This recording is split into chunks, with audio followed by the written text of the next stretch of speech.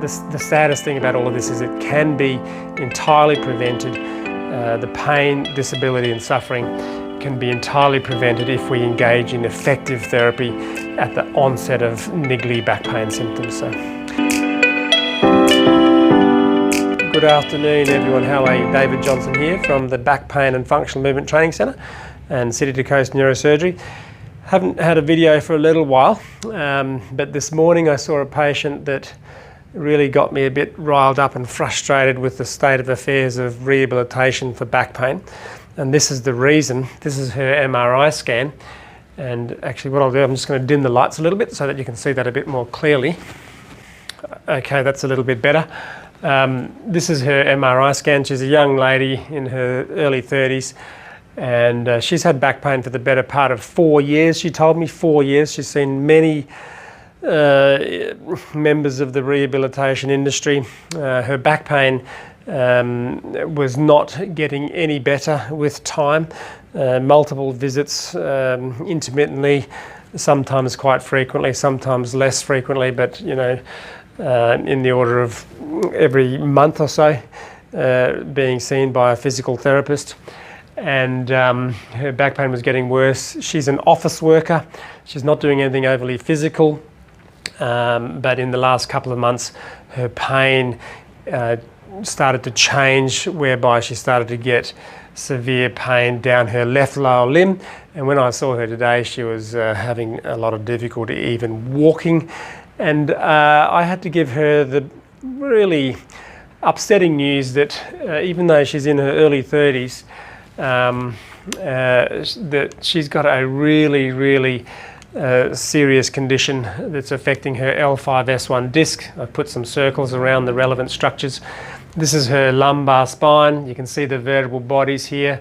There's L1, 2, 3, 4, 5 and S1. And here you can see a really substantial disc prolapse that's compromising the spinal canal, which runs down here, and that's our side view of the spine. And when we look at the top-down view of the spine, or the bird's eye view, we can see this really large prolapse here that's pushing backwards onto the spinal canal, and you can see the nerves here just on the side, on that side there, both being severely compromised by this large prolapse. And this is really putting her at risk of developing a condition not only just of pain and weakness, but of what we call cauda equina syndrome, and that can result in paralysis, loss of bowel and bladder control, and it's a really disabling condition.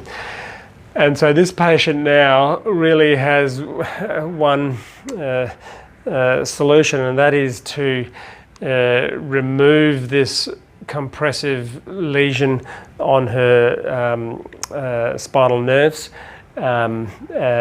which is a major operation, and then implement an effective rehabilitation strategy, which really should have been done 4 years ago when she first started getting symptoms of low back pain.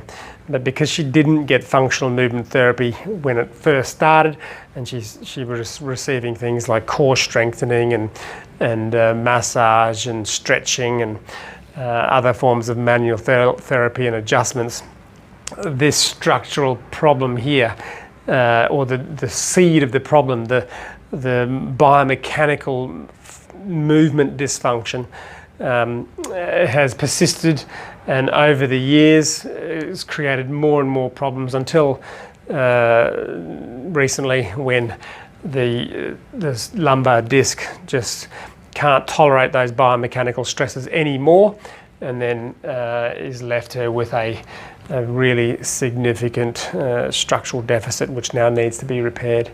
And all of this, the saddest thing about all of this is it can be entirely prevented. The pain, disability and suffering can be entirely prevented if we engage in effective therapy at the onset of niggly back pain symptoms. So hopefully this video is enough to motivate people to not dilly-daddle around with ineffective back pain rehabilitation methodologies. Get on and fix the root cause of the problem. and engage in specific and distinctive functional movement therapy. Thanks for listening. Bye.